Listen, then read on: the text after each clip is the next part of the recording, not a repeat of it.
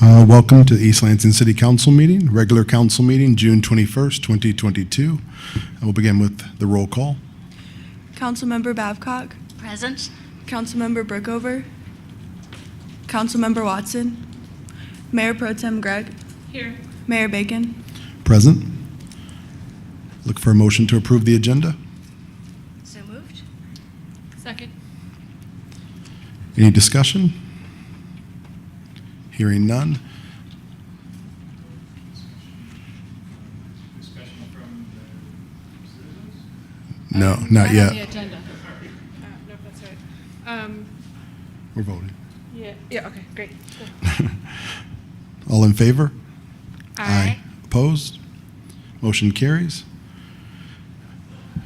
Next, motion to approve the minutes and closed session minutes. Regular council, June 7, 2022. City council discussion only, June 14, 2022. So moved. Second. Discussion? Hearing none. All in favor? Aye. Aye. Opposed? Motion carries. All written communication received by council are posted to the online agenda packet. That's all communication received before 4 p.m. Next up, we will have communication from the audience. First up, item 6.1, David Pearson. Thank you, David Pearson. I'm here this evening on behalf of RCG Ventures and Stein Investment. You actually have an item on your agenda to discuss a possible amendment to your zoning ordinance to permit self-storage. RCG Investment and Stein Investment have done self-storage projects all over the country. They're experienced developers and also actually manage these facilities once they're completed. What they do is enclosed self-storage. They essentially look like modern commercial buildings. They're nothing like our old view, as they said when they first called me. It's not chain link fence, razor ribbon, and dogs or garage doors. They are designed to look like commercial buildings. They're enclosed, and people who use the storage facilities come into them rather than have access from the outside. They have a purchase agreement for a little over 8.5 acres up just north of Costco on Saginaw. And what they discovered when they came in to see what zoning approvals they needed is that your zoning ordinance does not account for self-storage at all. There's no zone they could have that would permit it. What we've been trying for some time to do is to bring to you a text amendment which would allow self-storage. What exactly that looks like is up to you, along with your planning commission and your planning staff. So in terms of what approvals are needed, where it should go, those are all open issues. But the one thing we do know is under your charter and under your ordinances, that amendment has to start here. So if we were simply rezoning to B2 or B4, then we would bring a rezoning petition and you would send that to Planning Commission. In this case, you're the ones who have to initiate. I could tell you much more about what a great job RCG and Stein do, but we have to get there first. I guess one of the reasons I'm telling you about the specifics of what they do is so that you don't have a vision of self-storage in the old-fashioned multiple garage sense. It's more than that, and it's something that can fit in well in your commercial district. And subject to your approvals for site plan, you have the ability to really control what is allowed, how much is allowed, where it's permitted, and all of those issues. By adding it to your zoning ordinance, you're not pre-deciding that this particular project can go in this particular place, although we think you should. We'll come back to that. This is what we need to do to get started.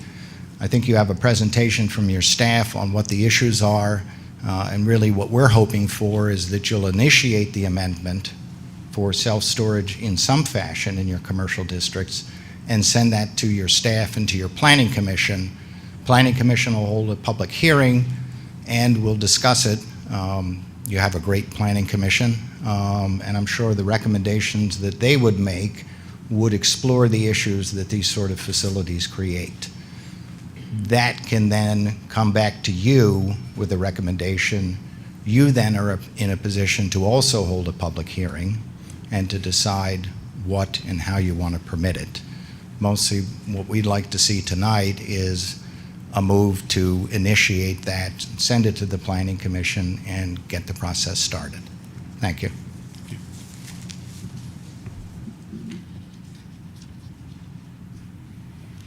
Item 6.2, Amy Zegman.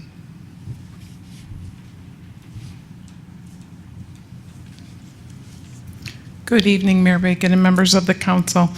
Thank you for the opportunity to speak tonight. My name is Amy Zagman. I am a trustee of the East Lansing Public Library Board, and on behalf of myself and the other members of the board, I appreciate a couple minutes tonight to speak to you as you will consider library millage language for the November 8th ballot.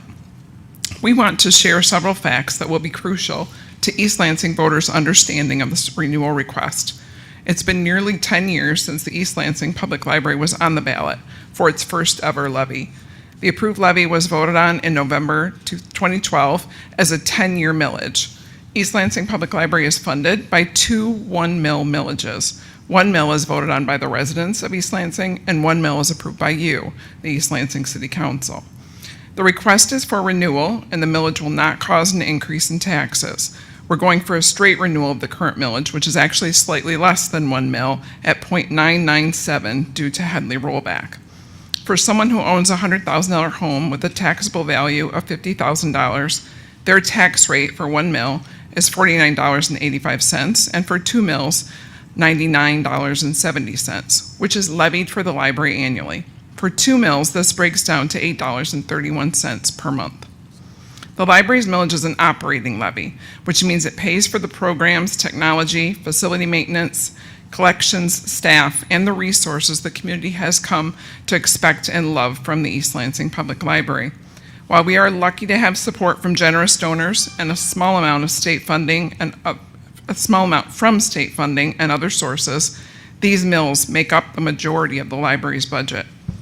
It's important to note that the library does not receive funding from the City of East Lansing via the General Revenue Fund. However, the city is the library's taxing authority.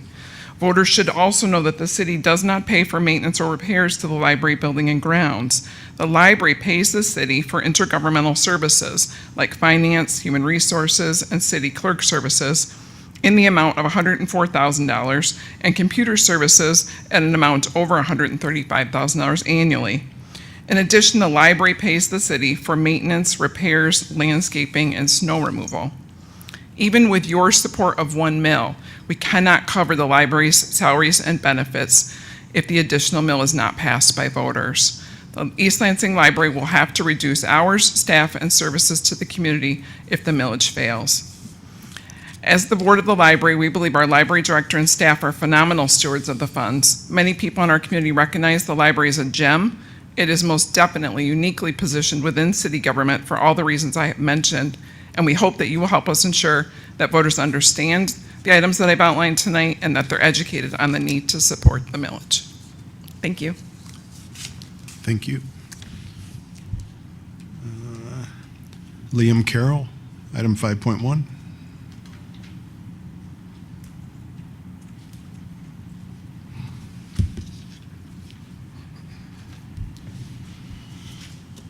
Good evening, Mayor and Council. Thank you for the opportunity.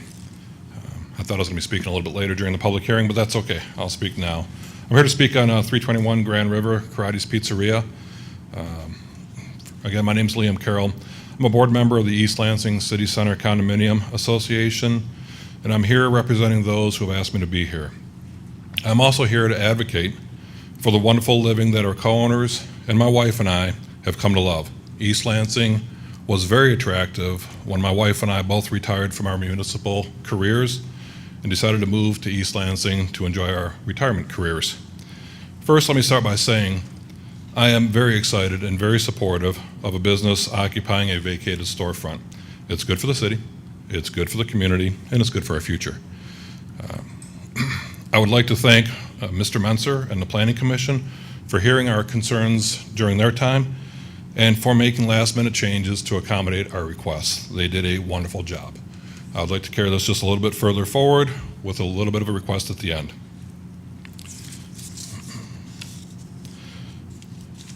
Before I get to that request, though, I'd like to remind the council of the very reason that councils sit and the very reason that city government exists. It is actually in your charter, Chapter 5. The very first responsibility of a city council in East Lansing is the general responsibility and authority. The council shall provide for public peace, health, safety, and welfare of persons and property. This is your number one responsibility. I'll bring you back to the piece of persons. City councils are not here to advocate on behalf of the businesses. They're here to advocate on behalf of the citizens. You're here to protect us and our well-being. I know it's easy to get caught up in the excitement of a new business coming to town, especially the revenues with which they bring. I would like to remind you that our residents at the condominium center are also excited about this, and we are also taxpayers. We have 40 units in there, net street value for real estate of $10 million. We're also paying residential taxes, or we're paying income taxes on top of our residential taxes. And unlike the businesses, we do vote. I'd like to ask one thing, and here's what I'm here for.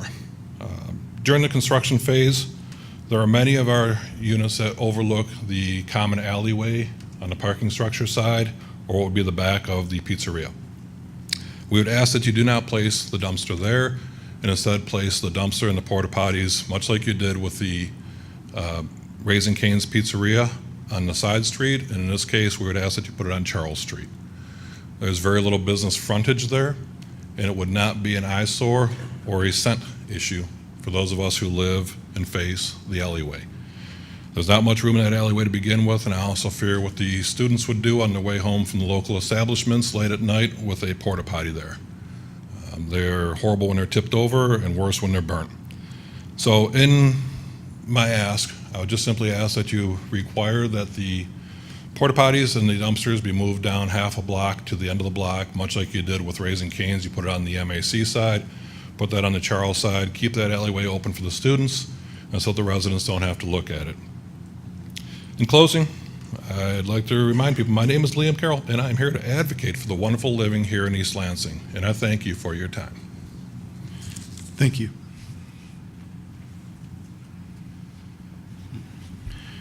Any more in-person comment?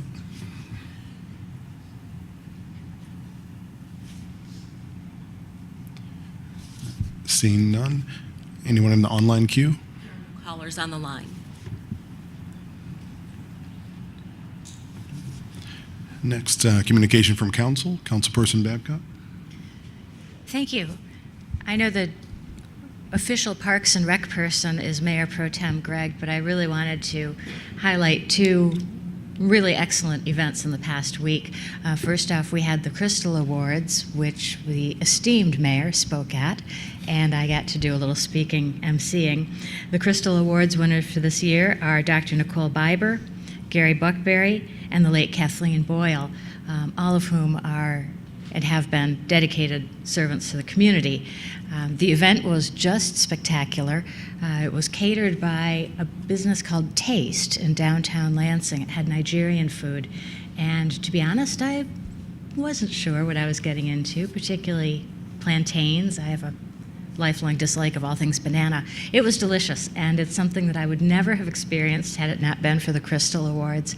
And not only did the Parks and Rec staff just knock it out of the park with that event, on Saturday they had a family fun day here at Hannah, and Chuck Overby, Adam DeLay, Mike Emanuel, and I got to judge three distinct categories, thank you: strollers, bicycles, and wagons. And it was, with the exception of strollers, where there was only one truly spectacular entry, it was a tough call on all of them, and it was more fun than I've had in years. And I promptly asked Parks and Rec Director Ms. DeChambeau whether we could do it again next week, and she suggested that a lot of work had gone into that by the staff. So I thank them, but I'm totally on board next time. The other council members will have to arm wrestle me for the chance to judge the strollers, wagons, and bicycles, although perhaps we could break it up. So just two wonderful events. Thank you very much. Thank you. Mayor Pro Tem Gregg.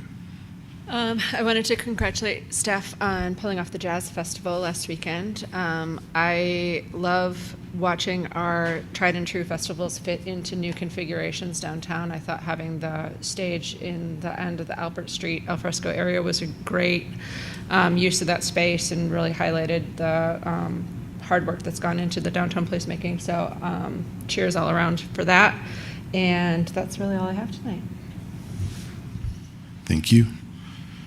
Yeah, and I want to give a call out here to item 4.2, approval of a resolution acknowledging July as Parks, Recreation, Arts Month in the city of East Lansing. Yeah, our Parks Department is definitely the chief of our social capital and what we really export here as a city of East Lansing and our activities on everything they do here. And if you actually saw the number of people that pulled this stuff off, you'd think it was hundreds of people that do this. And this is a very lean, mean fighting machine that is the Parks Department. I sat with Parks when I came on to council. It's dear to my heart. I love all things park, and I think it's a great equalizer for the community and providing access for children. It's great for mental health. There's really not a negative. Parks, unlike most departments in city government, has very few enemies. So I just really appreciate what you guys do. I want to acknowledge anyone here from Parks. Would you stand? I don't mean to embarrass anyone who's a part of. This is our.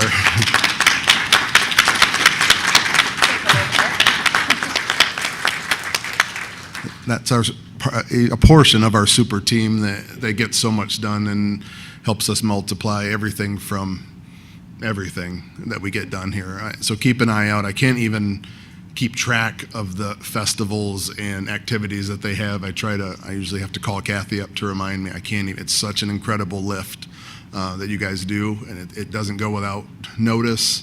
It's highly appreciated. And it's frequented by people throughout the region. And we just appreciate you and look forward to acknowledging you through this resolution and any other way we can support. Anything you need from me, I'll be there. So thank you, guys. And there's probably something else, but I'm forgetting it. But that's all I got for now. City Manager's report. Yes, thank you, Mayor. Just quickly to echo the comments from the mayor, with July being Parks, Recreation, and Arts Month, thank our staff for the excellent work they do day in and day out. As you mentioned, Parks and Recreation really helps to enrich a community. You need streets, you need sidewalks, you need water and sewer, you need all those things. But parks, the recreation events, all the things from the community plays put on by our young people, to the summer camps that they run, to the student athletics in the middle school, to running an aquatic center. Lots of great programming done by our Parks and Recreation Department. So thank you to all the staff who are here and those who are not here for doing a great job year-round for the residents of East Lansing. Thank you. That's all I have, Mayor. Thank you. Thank you. City Attorney's report. I don't have anything to report this evening. Thank you. Next up, item 3.1, special presentation from Nicole Noll-Williams, Capital Regional Airport Authority, and on airport development projects. Thank you. I'm going to go ahead and give each one of you a presentation. Thank you.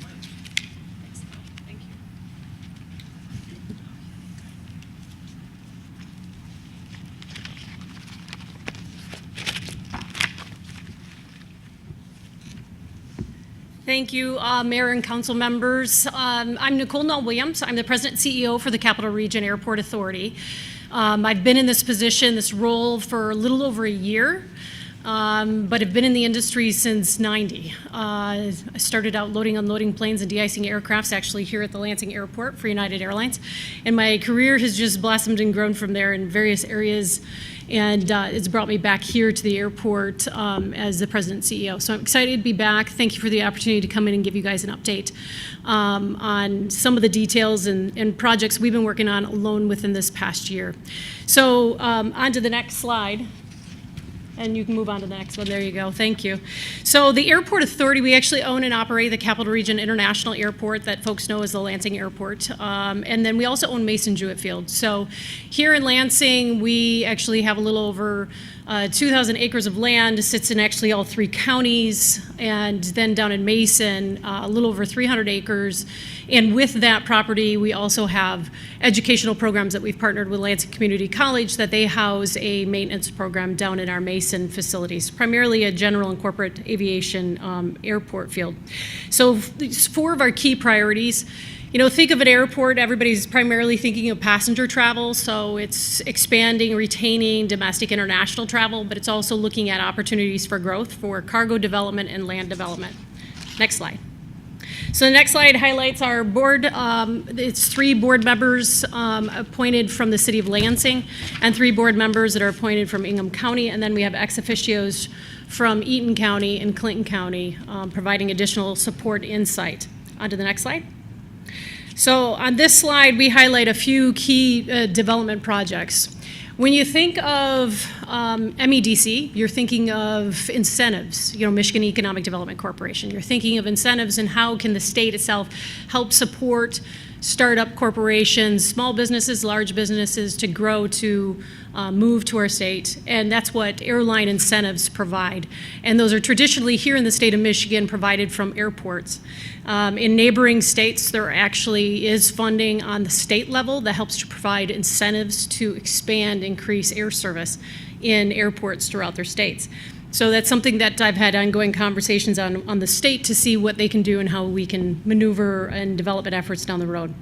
Cargo ramp expansion, site readiness, runway or roadway improvements, our airport capital improvement program, and master plan will be some of the key things that I'll highlight in the presentation. On to the next slide. So this highlights one of the key resolutions. As it first came on board, we need to establish incentives. In the past, the airport has gone to the community asking for business corporations to provide incentives, dollars to support development opportunities with airlines. We've taken that in-house and really looking at helping to focus on our plan, our developing opportunities. And this was one of the very first steps. It gives us some flexibility to provide minimum revenue guarantees, waived airport fees, marketing dollars to support any new service that comes into play. On the next slide. The next slide highlights some grant funding that we're going after. It's air service development. It's small community air service grants. So these dollars have been expanded on the federal government side. We can apply for these for specific services.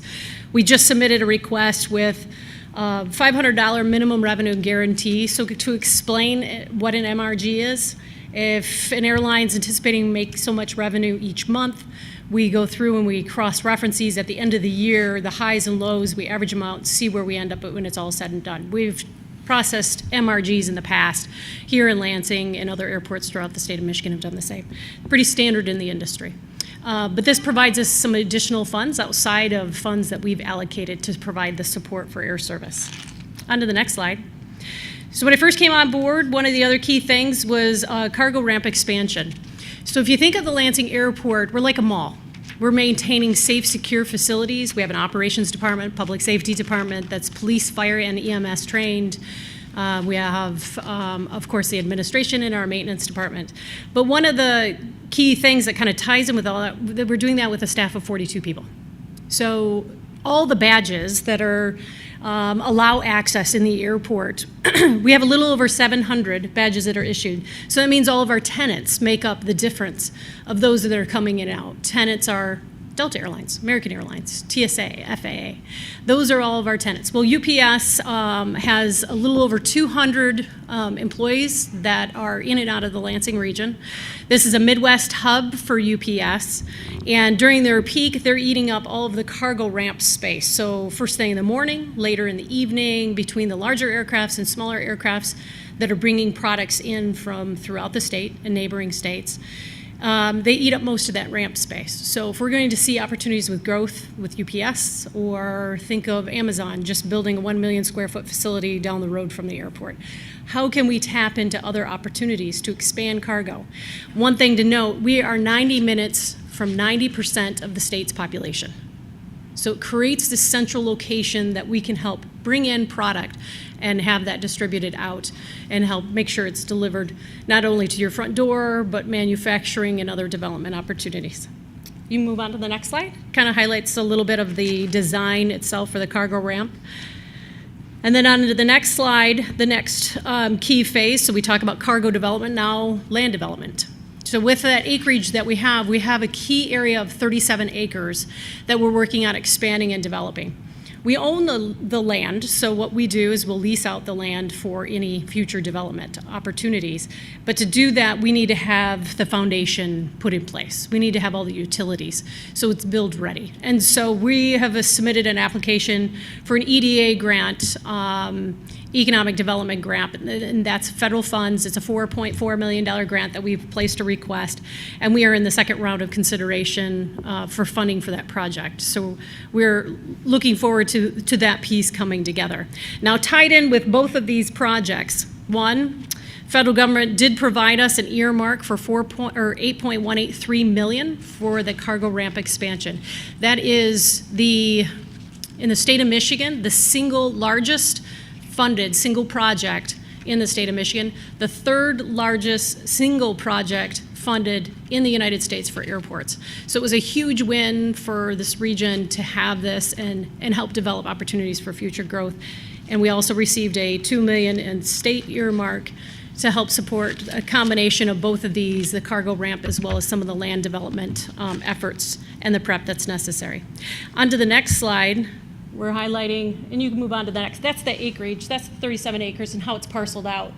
One of the key things, you think of Niowave, they're based at the airport right now. They produce isotopes.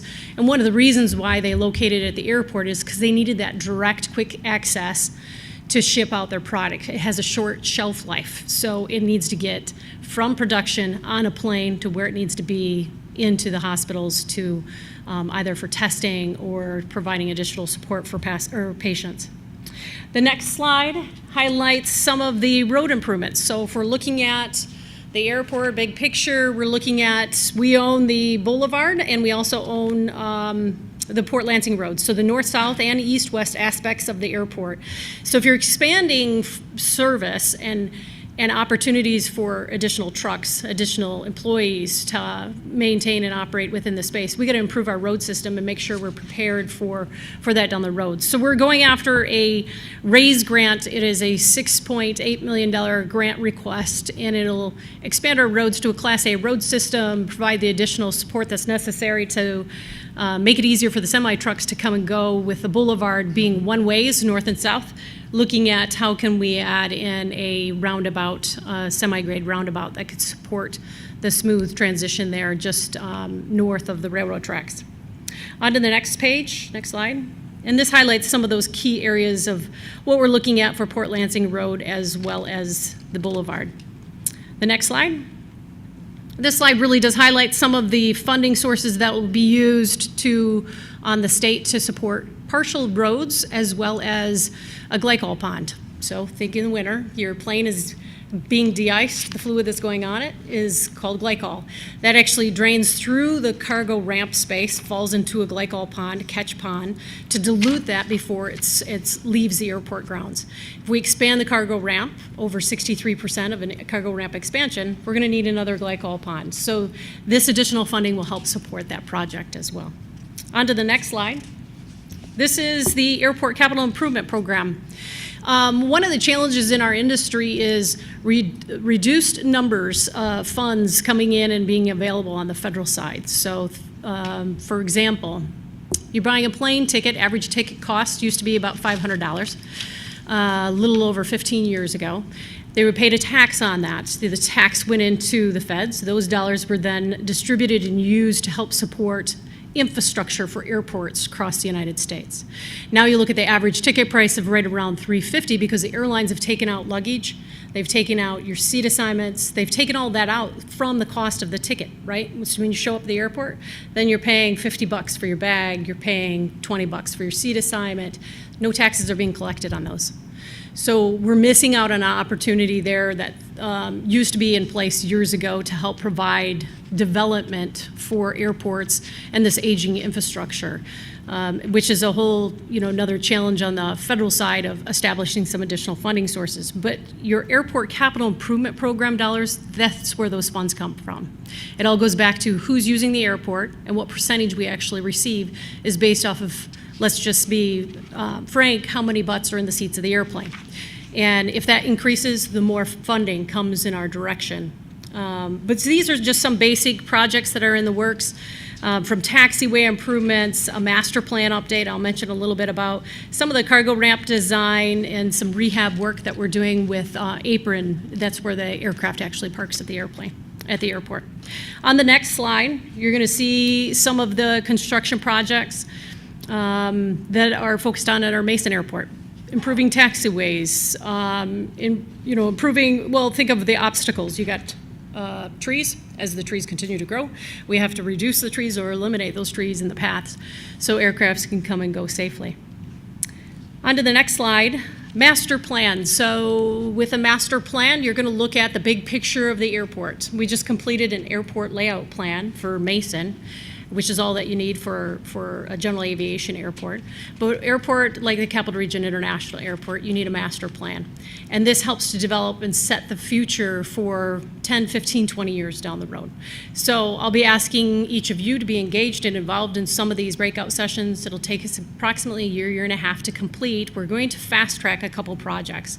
One of them being an evaluation of our existing airport terminal.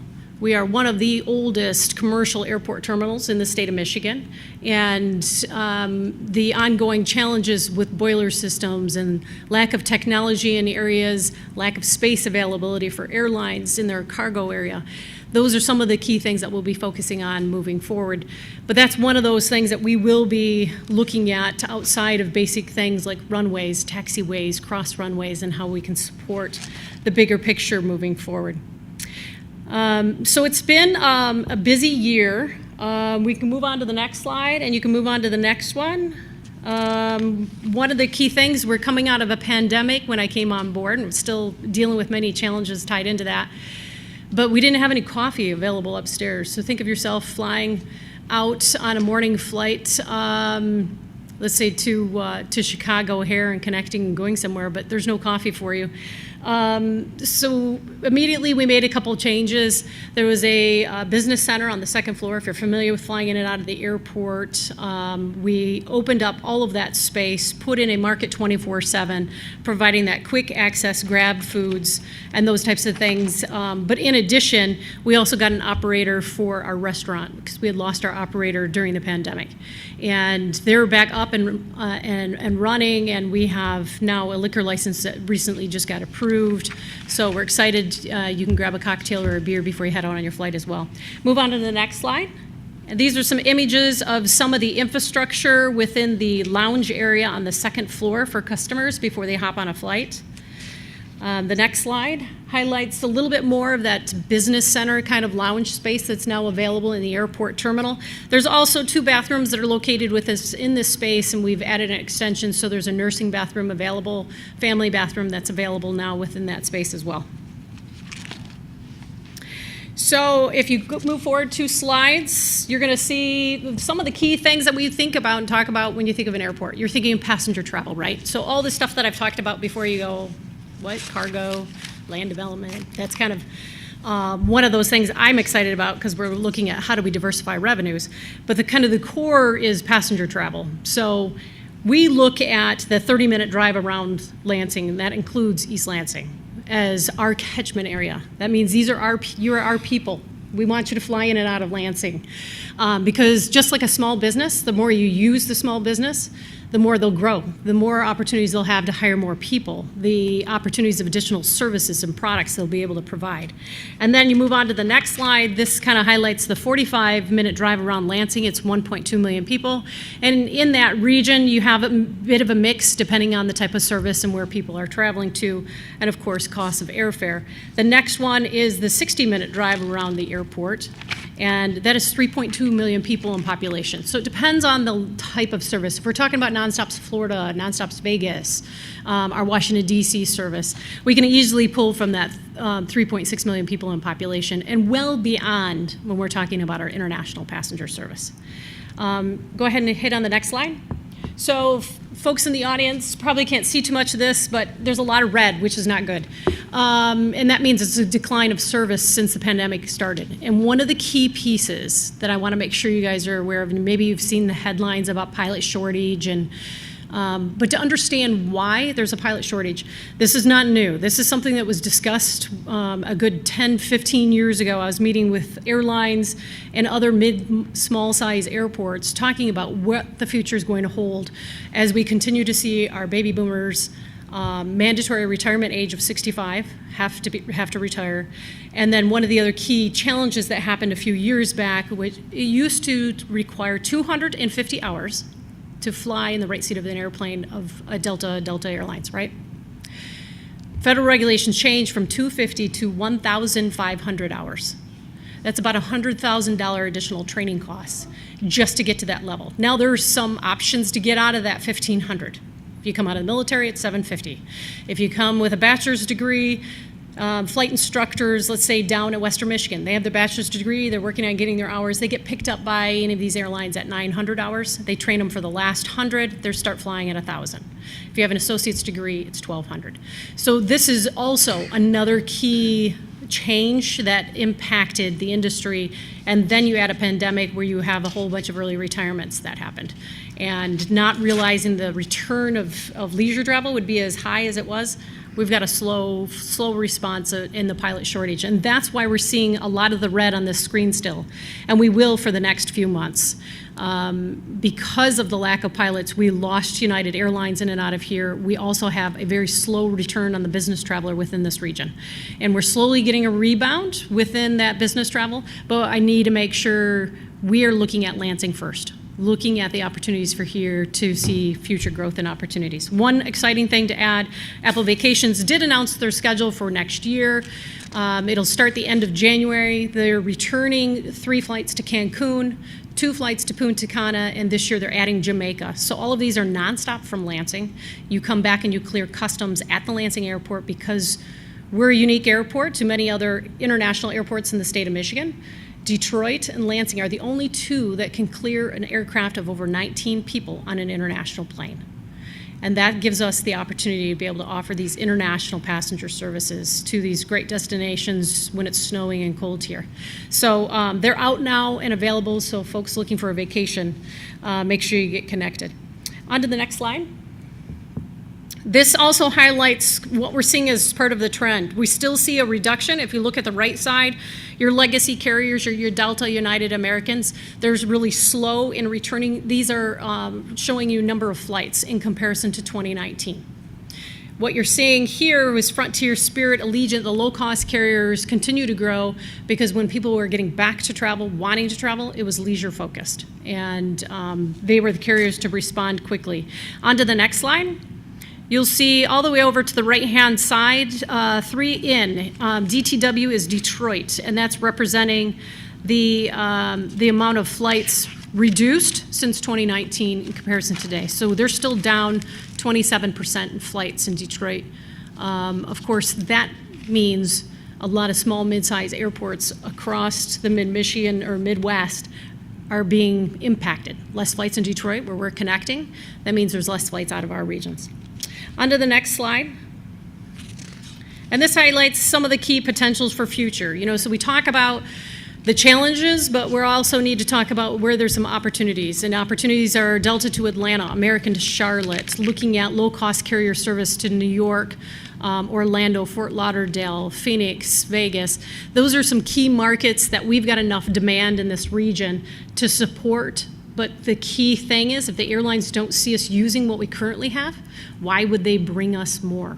Why would a new carrier come in, even if I'm providing them an incentive? So I'm asking you, if you would, please look at those opportunities before you book. On to the next slide, and you can actually pass to the next one as well. So And you can just run right to the very last slide. So that just kind of recaps some of the development efforts. I just got back from a conference, met with 9 airlines. It's like speed dating with airlines. I get about 30 minutes to chat.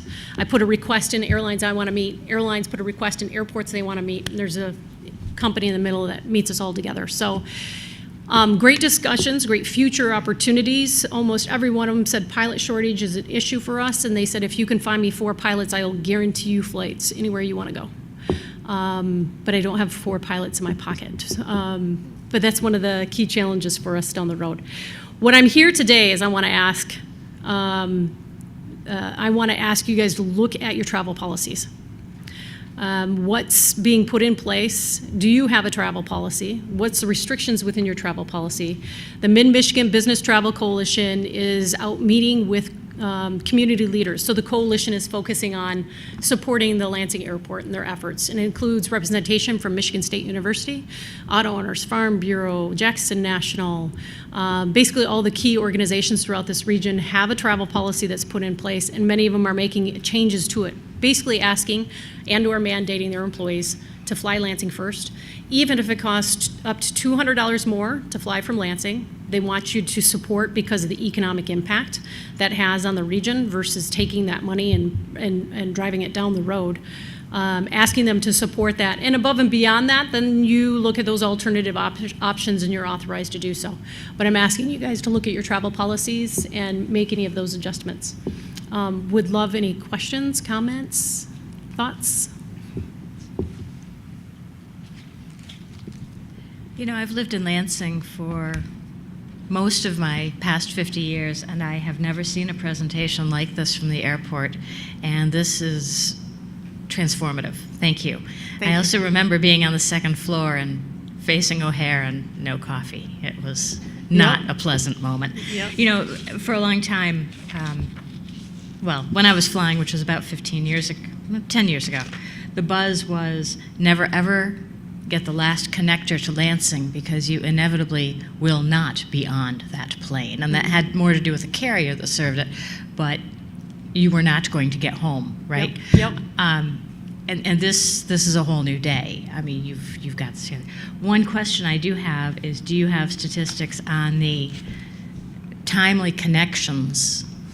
I think for a lot of people, one of the concerns historically has been if you fly into or out of Lansing, will you make that connector at almost always Metro or Chicago on time? Yeah, 2 things. One, thank you for your support for the times that you've been able to fly in and out of Lansing. Love to have you come back out so now you can get your cup of coffee before you hop on your flight. The evening flights, I can just say there are going to be cancellations, and it's not just here. It happens at every airport, and it's an airline decision, and it's weather-related, pilot-related, crew-related in some way, shape, or form. Traditionally is what the case is, or a mechanical issue. I have had over 12 flights since I've been back with the airport. I have connected in and out of Lansing every time. And I've had morning flights and I have evening flights, and they've all been clockwork except for one connection when I left from Reno and had to make a crazy connection.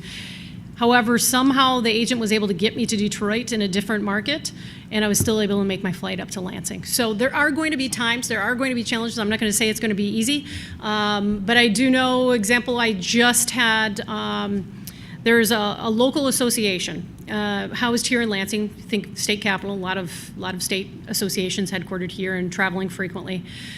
He always flies in and out of Lansing. Ran into him. He said, "Yeah, my last flight. It was a midday return. Flight canceled. It cost him $110 to Uber back."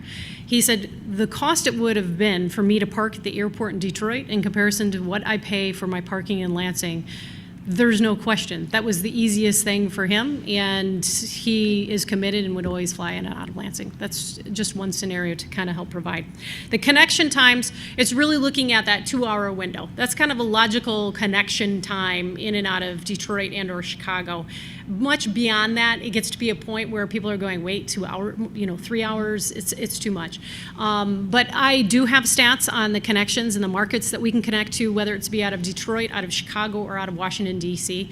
I think that's a great suggestion for us to go around and add that to our new website, flylansing.com, and provide just some awareness to the connections that are capable, especially as we see airlines like Delta add more international service to markets now that the restrictions have come off for COVID testing necessary to come in from international flights.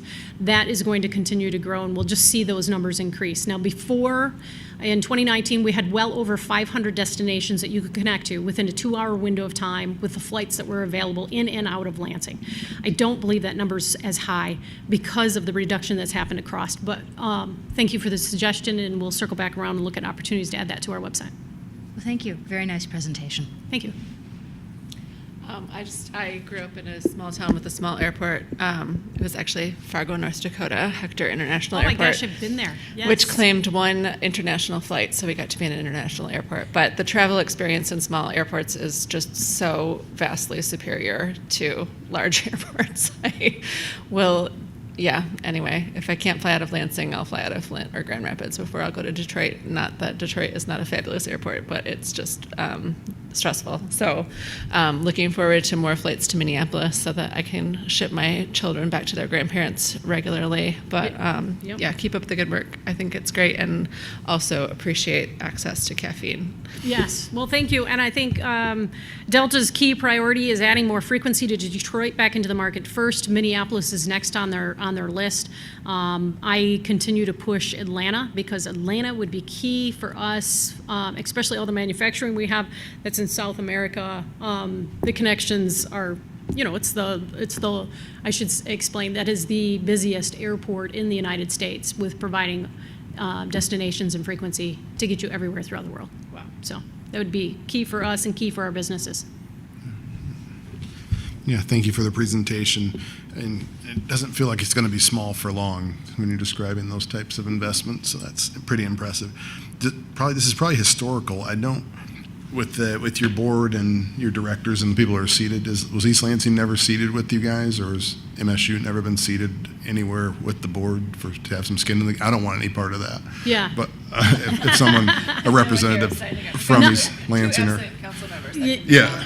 Okay. I'm just curious. Have we ever been seated with you guys? No, it's right now. It's just Ingham, City of Lansing, Eaton, and Clinton that are just ex officios, non-paying members to be on the board. I think there's a lot of opportunities. We've got that Michigan Business Coalition where Michigan State has been very much involved. The president has been very engaged. Athletic department, I mean, all MSU, football, basketball, they all fly in and out of Lansing.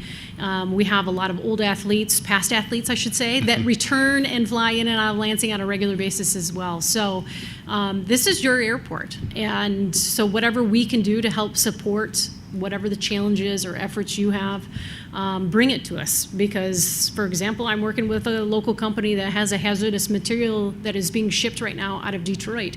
And they go, we don't want it to be on a truck shipping to Detroit, wasting that time when we can put it on a plane right from Lansing. So now we've got other companies, some of our vendors, looking at opportunities to get certified in some of those areas and make sure it stays right in and out of here, and we support jobs right here in the Lansing area. Thank you. Yep, so from my perspective, the answer is always yes, and then we Yes. scale it. So, yes, we support this growth, and we'll look to partner and have more conversations around travel and that kind of thing. I'm not sure we're the huge player in that, but we'll do everything in our power to support local. I appreciate that. And if there's, please visit the airport's website, flylansing.com. There is a business section on there with the Mid-Michigan Business Travel Coalition, Fly Lansing First, or in there it provides some language to add to your travel policy. It provides a document that you are committed to supporting the services, because the more vocal that we can be, and this is what we found with many corporations, they have travel policies that are put in place, but their employees don't know it. And then you have to start thinking about, how about all your guests, all the people that are coming in to visit you, and making sure they're aware that you're committed to using the services here, and not them flying in maybe a neighboring airport and driving a car and coming in. So, thank you. Thank you.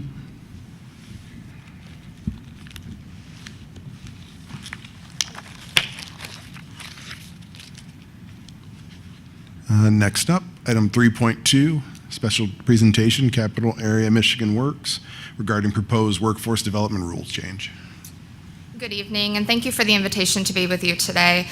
Mayor Bacon, I appreciate you reaching out to connect last week to invite me to have a very brief opportunity to provide comments regarding a situation impacting not only our region here of Eaton, Ingham, and Clinton counties, but also the state of Michigan.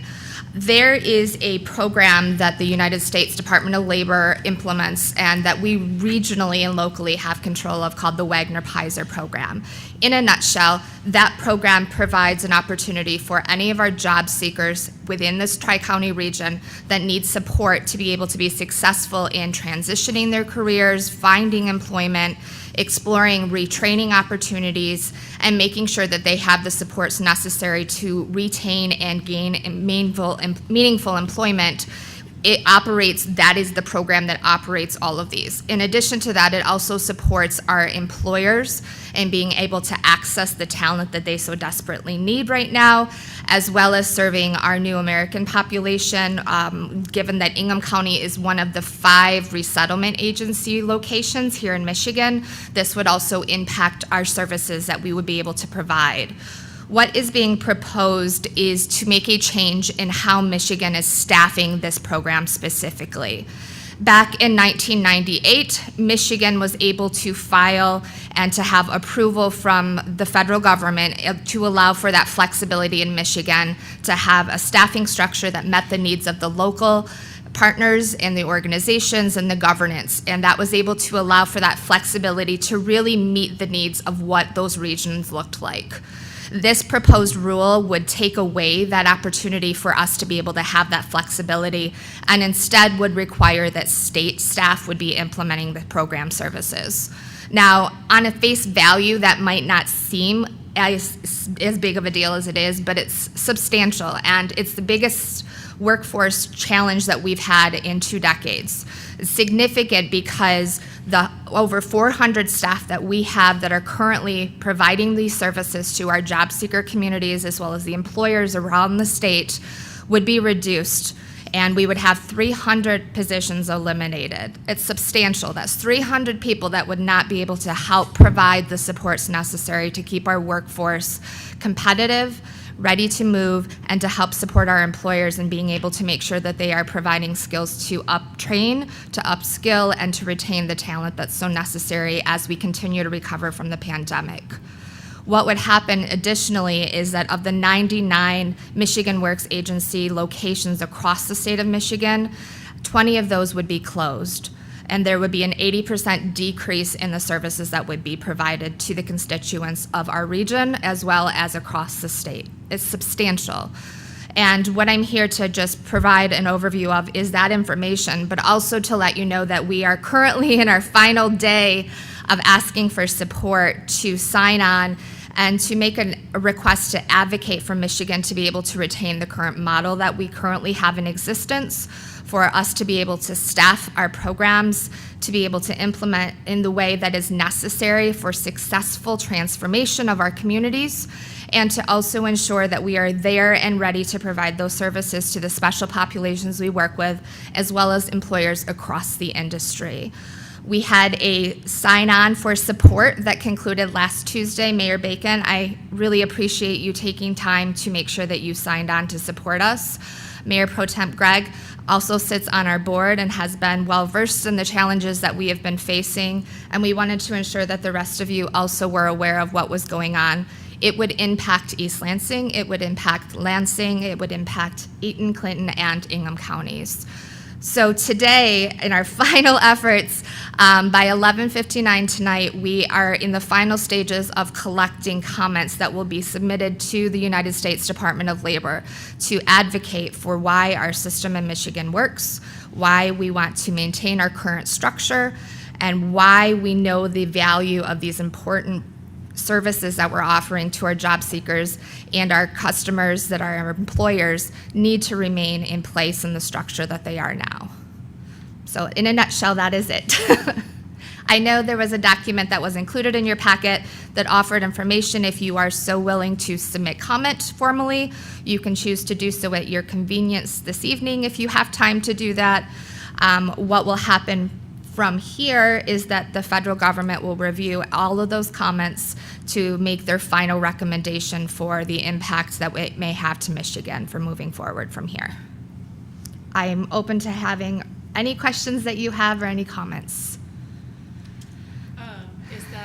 Would feedback from public be helpful as well? Is I'm that open a to link that. that any person who's tuned into our riveting meeting here today could give Ask comment as well? Yes, absolutely. I'm open to any comments or questions that there are from the audience.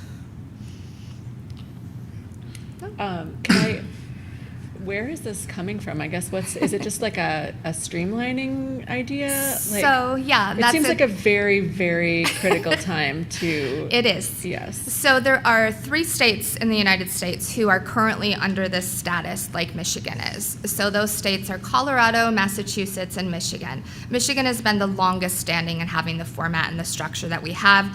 We continually reach performance in the top 5 in the country because our model works. The feedback that is included within this proposed rulemaking is that it's requesting a change to make all the states have the similar model. So in the event that there may be another surge of COVID, that we can more quickly respond to what the needs are of the community. Part of our counter proposal to that is when this happened during the COVID pandemic in Michigan, I'm sure all of us saw the news and what happened with the Unemployment Insurance Agency. During that time, 500 Michigan work staff, including staff from our own office, shifted their roles and applied their skills to help the Unemployment Insurance Agency. We managed 1.3 million phone calls from unemployment claimants. We supported 6,447 claims in getting resolution, and we unlocked over 64,000 unemployment insurance agency claims. Now, this is substantial because all of that was done using our current funding structure at no cost to Unemployment Insurance Agency. So the argument that it would allow for the state to be better prepared if those became state positions, in our review, would be that you would only have 100 staff as opposed to the numbers that we had in magnitude to be able to jump into action. So that is the explanation that they have provided. Interesting. And then, side note, can you add flight instruction to your job training programs? Yes, I can. Excellent. So We've you already guys, been you guys should talking about talk. it. Yeah. We have. Perfect. Any other comments or questions? Yeah, I got to this late. I was late to this subject, obviously, but I've been more on top of this. Yeah, this just seems like the timing's impeccably poor. Yes. Which seems par. Yeah, what's the recourse? Say this goes through. Is there any recourse following this? We're at the end of the road here. So certainly, once the comment period ends and the federal government releases their stance, or the specific department, which is the Department of Labor, then from there we will see what the outcome is. Worst case scenario, if it were to go into place, there is an 18-month window that is built in that would transition the system. The state of Michigan, specifically the Department of Labor and Economic Opportunity, has submitted comments that would counter-propose that they would need much longer than 18 months to do that. They also put in what the cost would need to be in order to make those changes, which is incredibly substantial. And they are in full support of us keeping our current structure here in Michigan. So we do have state support. We also have been in clear communication throughout the last 60 days that we've had these comments open with all of our congressional delegation, as well as the governor, to get her support as well.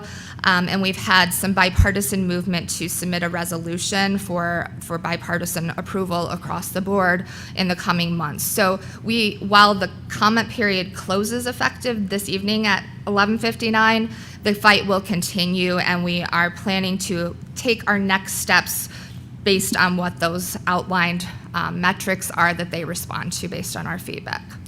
It sounds of a bipartisan issue. I can see both sides of Yes, local absolutely. control and Yep. other. So yeah, I can see it. No. Councilperson Babcock? Good. No. Thank you. Thank you. Next up, the consent agenda. Thank you, Mayor. We have the following items on the consent agenda for council's consideration. Item 4.1, approve the following appointments or reappointments to boards or commissions. A, Samuel Tibebe to the Housing Commission for a full term ending December 31st, 2024. 4.2, approve a resolution acknowledging July as Parks, Recreation, and Arts Month in the city of East Lansing. Item 4.3, approve a resolution to execute the cost-sharing agreement with the Michigan Department of Transportation, MDOT, for the Signal Optimization CMAQ project on Albert Avenue. Item 4.4, set a public hearing for July 12, 2022 to consider a site plan special use permit application to redevelop the property at 1601 West Lake Lansing Road. Item 4.5, set a public hearing for July 12, 2022 to consider a substantial amendment to East Lansing's fiscal year 2020 and 2021 Community Development Block Grant CDBG budgets. Those are all the items on the consent agenda for council's consideration. All right, I'll look for a motion. I'll move approval. It just occurred to me that both of our absent council members asked to vote through an excusal. Can we add that to the consent agenda? Can we excuse our two absent council members as part of the consent agenda? Can I add that? Okay. So I'll move approval with that amendment. Second? With that amendment? Discussion? Hearing none. All in favor? Aye. Aye. Aye. Opposed? Consent agenda carries. Next up, item 5.1, consideration of special use permit, site plan application to renovate building at 321 East Grand River Avenue and establish a restaurant serving alcoholic beverages. Good evening. So my name is Peter Menser. I'm the Planning and Zoning Administrator for the city. I'm taking the view in. I'm not used to seeing everybody here. So good evening. This is the public hearing for the request at 321 East Grand River. There's a lot of information in your meeting packet on this request, so I'll just provide a very brief summary to kick off the public hearing. Just a quick note, everything that I'm going over tonight, the application, the site plan, everything related to this project is all available in the meeting packet for this evening and on the city's website. So the application is from Ron and Roman Inc. It's an architecture firm that's been hired by the proprietor of the restaurant. The proposal is to renovate the building at 321 East Grand River. It's home to most recently the Collegeville Textbook Company. They are now closed. The request is for a special use permit and site plan site plan that is required for this project. So the site plan is to renovate the building, and the special use permit is to establish a restaurant that serves alcohol. Project's comprised of almost a 4,000 square foot addition to the building, which is they're adding a second floor and also adding a stairwell on the north side of the building, on the alley side of the building. So the floor plan shows seating for up to 250 patrons in the restaurant. Hours proposed are 11 a.m. to 10 p.m. and midnight on weekends. There's a second story outdoor patio space on the Grand River frontage that they do plan to use that year round and to put up some materials to encapsulate it for winter use. And there's a first floor outdoor seating space proposed to use public right-of-way. I'll just note that would require additional approvals. If you remember back to a couple months ago, we've talked about outdoor seating areas in the city. So you would not be granting approval to use the public space on the first floor tonight. The plan staff is going to come back to you in the fall with a more permanent, ordinance for outdoor seating areas in restaurants and use of public right-of-way. So when you consider this proposal, please remember that that would be a separate component of the project. But it is shown, if you'll see on the renderings, the use of the first floor outdoor space for outdoor seating. The Planning Commission held a public hearing on this request at its meeting on May 11th. They recommended approval on May 25, subject to 27 conditions, and those are all noted in the memo. There are also accompanying this request is a liquor license and entertainment license. So the DDA recommended approval of the liquor license, and the entertainment license is for potential live music. I will let the proprietor of the restaurant explain that request further. But what he said in the public hearing at the Planning Commission level was possibly some acoustic guitar at times, but not all of the time. If you a little bit more information on the entertainment license, we have a provision in the city code that really requires an entertainment license for just about any use inside a restaurant, including large televisions. So I think a lot of the restaurant applications you'll see come through will also be accompanied by an entertainment license. The liquor license is being transferred into the city, so the applicant can provide more information on that. It's not part of the quota system. In your packet is provided a motion to approve this project. I'm certainly available to answer any questions you might have on the request or any of the conditions that are related, or the related conditions that were recommended by the Planning Commission. The owner and his team is here to answer any questions you might have and explain the request further. Thank you. Thank you. Questions or comments? Sure. With the second floor, is there accessibility aside from the stairs? There's an elevator proposed in the building on the floor plan. That's another way to get upstairs. Thank you. Trying to squint on the phone because we don't have Yeah. the Wi-Fi. So, how can we be sure that if they're going to use the second floor, that the elevator is actually installed rather than leaving some people out? How would we ensure that the elevator is installed? That it's fully accessible. That it's fully accessible in terms of width? I was thinking wheelchairs, people with disabilities, I mean, people who can't scale the stairs. I would, if we could ask that question of the architect, Thank but the applicant, he'd probably be able to answer it better than I would. Okay. Does the city have any ability to do that? Certainly, certainly. As part of the building permit process, all of that stuff is reviewed. We'll have plans. If this project is approved, they'll have fully fledged architectural plans for every aspect of this space that'll be vetted by our building and engineering teams. Thank you. Mayor Pro Tem? I had the privilege of sitting through a presentation about this. I can't remember which of the many commissions. I think it was DDA, yes? Mm-hmm. Yeah. I think it's a really exciting model. I think it's an entertainment model that, serves our college-age community, but would also be very attractive to families. So I think it's exciting. And I also like seeing people moving into our region interested in second floor front-facing customer uses. So, yeah, I think it's exciting.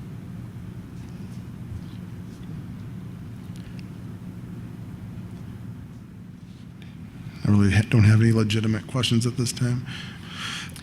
But at this time, we can open the public hearing unless Peter's ready. Yeah, could I make one brief comment? I just wanted to Absolutely. touch on Mr. Carroll's here from the adjacent condo development. We welcome him here. Glad to see him at the public hearing here at the council level. I just wanted to note that the logistics related to construction schedule and how, if this was approved, how it would be built, will all be arranged via the Public Works and Engineering Department and our building division. The Planning Commission did include a condition in the recommendation for approval to hold a pre-construction meeting and include the members from the condo in that meeting to ensure that everyone understands how the construction staging would be handled and to handle any potential issues that come up along the way. So I don't have a full straight, and I don't think the applicant will either tell you exactly where, for example, the dumpsters for the demolition are going to be placed, or urinals or porta potties for the people that are working on the building. But that will all be worked out through that process, and we fully expect to engage and include the condo residents during that. All right. At this time, we'll open the public hearing.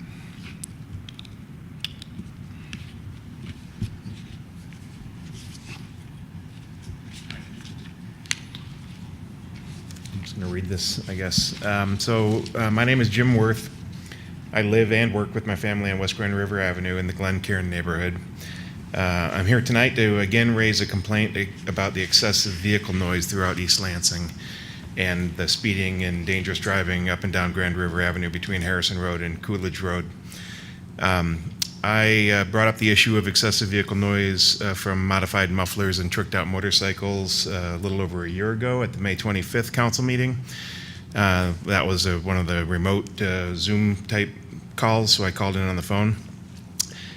Today, as I was sitting in my living room typing this up, and I want to, please understand that our house sits back from the road about 180 feet.